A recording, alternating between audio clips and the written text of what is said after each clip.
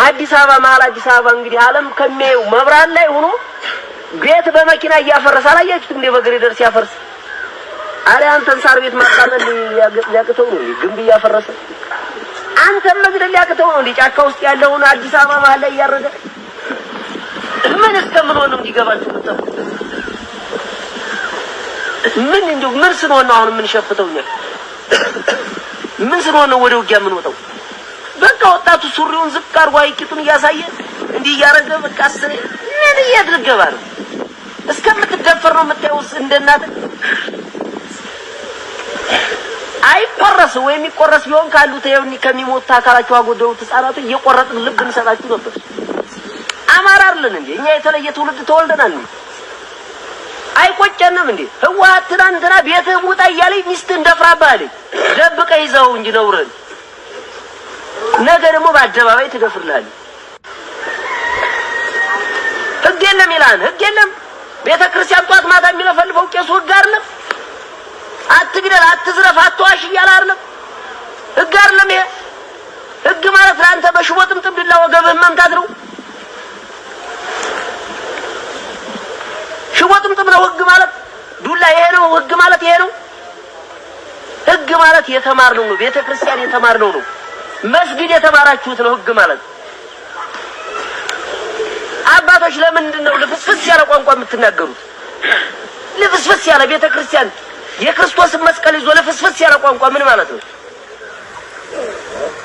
አዲስ አበባ ቤተክርስቲያን እየፈረሰ እዚህ መጥቶ መንግስታችን ምናምን ብሎ ከመድረክ ህዝብ የሚሰብክ ቄስ አይደለም። ለኔ ልንገርህ ክርስቶስ እውነቱን እየተናገረ ነው የተሰቀለው። አንተ እውነት እየተናገርክ ስራ ባራነት ሞት እንደው ክርስቶስ ከጻፈልህ ቀን አታልፍ። የት ትገባለህ? አይደለም ግንብ ሌላ የምድር ቤት ብትሰራ አትርፍ። መርፍ እየተወረወረ ነው። ነገ ማንደን ይቀላል። እንሞታለን ተያይዘን። እኛ እየተዋጋን ነው የምንሞተው አምነንበት። አንተ ተኝተህ ነው የምንሞተው። እኩል ሊለቀስልን ነው። አይበቃችሁም? አባቶች እንደ ሁለት ጸጉር አብቅለን አደባባይ ላይ መጥታ 10 ሰው 6 ሰው በሩ ላይ ይጨፋጨፋል። በሩ ላይ ትደባደባለህ። ዛሬ ኦሮሞ ይደበድባል፣ ራስህ ትደበድባለህ፣ ሚሊሻ ይደበድባል፣ መከላከያ ይደበድባል። ቂጣችንን ባንካሴ እየተወጋን ካልሆነ ከዚህ በኋላ እንነሳም እንገራችሁ። ምክንያቱም ልንገራችሁ እንደ ህዝብ መደረግ የሌለበት ሰይጣናዊ ድርጊት በመሬት ላይ ተደርጓል። ወንድ ልጅ በመከላከያ ተደፍሯል። እናትን ደፍሯታል። አባት ተደፍሯል። በጥፊ ተመትቷል። ምራቅ ተተፍቶበታል። ምን ስትሆን ነው ወጣት የምትነሳው? ግብ ዛሬም ገንዘብ ለማፍራት ይስገበገባል። በቃ የዞረ ልበለው ነው። መሬትን ተነጥቀህ እናት እየተገደለች አባት እየተገደለ አንተ መኖሪያ ጥተህ ጸጉርን አሳጥር ጸጉርን ከፍ አድርግ እየተባልክ የዞረ ልበለው ነው የምትስገበገበው ገንዘብ ላይ። የማይመች ህዝብ እኮ ነው። ጨርሶ ይማረን ጨርሶ ይጨርስ የማይባል ህዝብ እኮ ነው። በቃ ውጥንቅጡ ያለየለት ማለት ነው። የኔ ሚኒልክ ዘር ነኝ የቴዎድሮስ ዘር ነኝ ምናምን አይገባኝም። በቃ እነሱ ታሪክ ሰርተው ሄደዋል። እኛ ታሪክ መስራት አንችልም። እኛ ቴዎድሮስ መሆን አንችልም። እኛ ሚኒልክ መሆን አንችልም።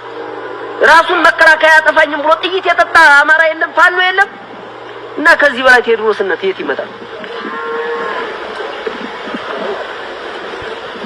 ስለዚህ ከዚህ በኋላ እየሞትን እያለቅን ስለሆነ እኛም እየወሰንን እንሄዳለን። እንደ አማራ ያለን አማራጭ አንድ ሆነን ታግለን አማራ እንደ አማራ ሆነን ማሸነፍ ካልሆነ እዚህ ቁጭ ብለን እኔን አሁን ስናገር እያልክ ነገ ደግሞ እንምታስበላኝ ከሆነ አይገባኝም። ይሄ በጉንጭ የምታጮኸው ጮት አይገባኝም። ጠበቅ ብላ አንጀትን አስረን መግጠም ነው። አንተ አንድ ብር መስጠት ቆጭቷል አይደል? ዓለም ላይ የማይተካውን አንድ ህይወቱን እኮ እየሰጠ ነው። አንተ አንድ ጣሳ ጥሬ መስጠት ነው አይደል የቆጨህ? እሱ እኮ እስከመቼውም ቢሆን ዘሩ ሳይተካ እኮ ህፃን እየሞተ እኮ ነው። ብር እየዘረፈ ሌላ እዚህ ሲጠግብ ሌላ ዕቃ እያጠፋ የሰው ሚስት እየያዘ ምናምን የሚሄድ ከሆነ መግደል ያለብን መጀመሪያ ራሳችን ያለውን እኛ ላይ ያለውን ማጥፋት ያለብን። ለዚህ ደግሞ ህዝቡ ያስፈልገናል አይደል? መንግስትን እኮ ያስጨነቀው እኛ ጉልበት ኑሮን አይደለም። ይሄ ህዝብ ጉልበት ስላለው ነው። ይሄ ህዝብ እኮ እኛን እየደበቀ ስለሆነ ስንቆስል ያከመ በጨው እያጠበ ቁስለኛ ሲኖረን ተሸክሞ እያሸሸ በቤቱ እየደበቀ እንደዛ ካልሆነማ እኛ አቅም የለንም። ስለዚህ ተመችቶን ከሆነ እንዳማራ መምከር ያለብን እንመለሱ ያ ቤት እንታረድ አብረን ነው። ካልሆነ ያለን አማራጭ ይሄን ልጋጋ መንግስት አፍንጫውን ይዘን አላገነ የመጨረሻውን ድላችንን ተጎናጽፈን እንዳማራ ቀጥ ካላለ በጭራሽ አይምሩን ነው የምንገራቸው። ከቤት ተኝታ አውጥቶ ከገደለ ምን እሺ ነግደህ መብላት ካልቻልክ አርሰህ መብላት ካልቻልክ የከመርከው በጥይት የሚቃጠልብህ ከሆነ ቤት በመድፍ የሚመታብህ ከሆነ ቤተ ክርስቲያን የምታመልክበት በመድፍ የሚመታ ከሆነ ከዚህ በረ ምን እንሆናለን? ጎበዝ ሞት እኮ በቃ ሞት ነው። ጠቅሎ ወሰደኩ በቁም መሞት ግን አይከብድም? ከህወሓት እስከ ብልጽግና ነገ ደግሞ ሌላ እኮ እኛ እሺ ብለን እንኳን ብንቀበል ይሄን ባርነት እንገራችሁ ዘራችን ካላለቀ ሌላ ብሔር መጥቶ ደግሞ አሁንም እኮ ገዝቼ ካልፈጀዋቸው ሊረን ነው።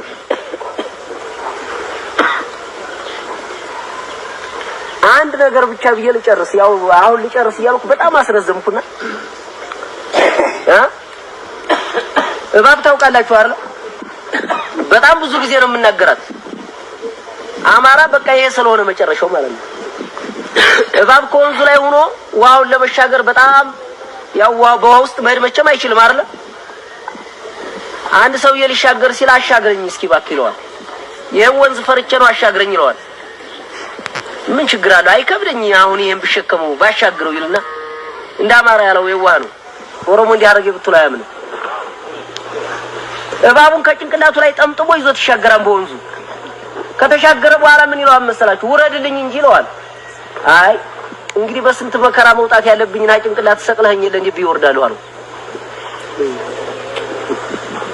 ወንዙን መሻገር አቅቶህ በማምለከው በአምላኬ ለምነኝ ሰቅየህ እንዴት አልወርድም ትለኛለህ አለው። አይ በቃ እንግዲህ ከዚህ ተሰቅየ እንዴት ወርዳለሁ? አናት ላይ ወጣ። ብልጽግናን ተሸክማ አናት ላይ ወጣው ልቦ ይወረድልኝ።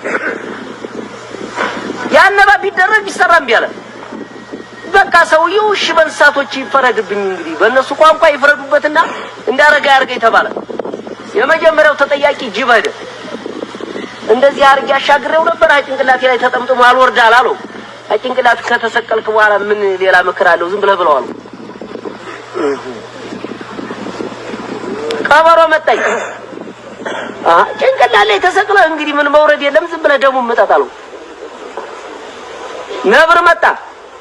እኔ አውሬን ሲይዝ መጀመሪያ ጭንቅላቱን የሚይዘው ስለሚፈራገጥ ነው። እንግዲህ መፈራገጫውን ይዛን ዝም ብለህ ብለዋል። ሁሉም በተራ ተጠየቁ። አንድ የሞት ፍርድ ፈረዱበት። አያችሁት? አማራውን፣ ኦሮሞም፣ ደቡብም፣ ሶማሌውም አፋሩም ተሰብስበው የሞት ፍርድ ነው የፈረዱብን። ይገደሉ ይጥፉ በቃ ብለውና ከዛ መጨረሻ ላይ እንደው እስኪ ተስፋጣ ሰውየው ለመዳን እንግዲህ አማራጭ የለውም። ጦጣ ትንጣና እስኪ ትፍረድብኛል። ጦጣ መጣኝ። እንግዲህ መጀመሪያ ላይ ደግነት ጥሩ ነገር ነው አሻግረዋል። አንተም እንግዲህ በሚያመልከው በአምላኩ ሆነህ እሱንም አሻግረኝ ብለው አምኖሃል። አጭንቅላቱ ላይ አውጥቷል። አጭንቅላቱ በላይ የሚወጣው እንግዲህ እምነት ነው። ስለዚህ መጀመሪያ እንደዚህ ካልክ ግን እምነትህን ከከዳህ ግን ፍርድ የሚፈረደው ግራና ቀኝ ቁመህ ነው አለው። መጀመሪያ በግራና በቀኝ ቁመህ አወረደው። አሁን በቀኝ ቁማ ላይ ቆመ። ሰውየው ቆመጡን ይዟል። እንግዲህ ዱላው በእጅህ ፍርዱ በደጅህ በዛው ተፋረዱ አለ። እባቡን ጨፍጭፎ ገደለ ማለት ነው ሰውየው። እኛም ያንን አማራጭ መሞቻም በዚህ ይዘናል፣ መግደያም ይዘናል። እልመጠመጣለሁ እንዳያጨረን ነው ካልክ መብትህ ነው። ያው የሚጭነን መጥቷል። ነፃ ወጣለ የሚኒልክ ዘር ነው ብለህ ልትፈክር ከፈለክ ደግሞ ነፃ የምንወጣበትን ነፍጥ አንግበናል። መግደል እንችላለን አይደል? ታጥቀናል። መሳሪያ ብቻ አይደለም የታጠቅነው እኛ ልንገራችሁ፣ ስነ ልቦናችንም ታጥቀናል። ልባችንም የታጠቀ ነው። ሞትን 78 ጊዜ ከሞት ዘለና አምልጠናል። ገለናን ጥላቶቻችንን አዳክመነዋል። እንደ በግ ሲነዳ የነበረው ዛሬ ላይ ተሽመድምዶ እዛው ከተማ ተወጥፎ ቁጭ እንዲል አድርገነዋል። ጫካው ሁሉ ፋኖ እንደሆነ እንዲያስብ አድርገነዋል። ባህር ዛፉ ሁሉ ፋኖ እንደሆነ እንዲሆን አሳይተነዋል። ሞራሉን ገለነዋል። ትጥቁን ስነልቦናውን አስፈትተነዋል። ስለዚህ ያለን አማራጭ ምንድነው? መዳኛችንን መሞቻችንን በእኛ ክንድ ብቻ ነው፣ በነፍጣችን ብቻ ነው ከፈጣሪ በታይ ያለን። ስለዚህ ሱሪን እንዲህ ያረክ ከመሄድ ውጣና ወጣትም ታጥቀ በድንጋም ቢሆን ማርከክ መታጠቅ ሲልመድ ከርፋፋ እኮ በድንጋ ዝግት ብታረገው ይወድቃል እኮ አይደል? አንስተጣጣቃለህ። ወንድም ሲገጥም በጎን ብትጠጋ እኮ ሲገልልህ ሩጠህ ታነሳለህ። ያስከው ጥልቁ እኮ አማራን ለመግደያ እኮ ነው ያዛችሁ ጥልቁ። እኔ አሁን እያየሁ ነበር አንድ የሚገርም ጥልቁ አማራ ልገሉበት እኮ እንጂ ጥላትማ በእያለፈ አይደለም። በቃ አማራ ለአማራ አትግደሉት። አማራ እኮ አለቀ እኮ በስካባተር ተቀበረ። ምን ይሆንላችሁ ከዚህ በላይ? ትግራይ አጉራጉራ እስር ቤት ሞሮቻችንን በላያቸው። አሁን ደግሞ ብልጽግና እንዳለ አማራ የሚባል ነው ሁሉንም ጥረጋለ ሞ እየጠረገን ነው። ትናንትና የሞተውን ዶክተር ባህር ዳር ላይ ታስታውሱ ከሆነ አፍሪካ ውስጥ አሉ ከሚባሉት ብቸኛ ዶክተሮች አንዱ ነው። አማራን ያከመ ስለነበር ግን ገለውታል። አንተ በሬ ይዘህ ሞፈር ይዘህ የምትከተለው ሰው ምን ተጠቅመኛለህ ወይ ያስቀምጣል? ያገሪቱ ሞር እየበላ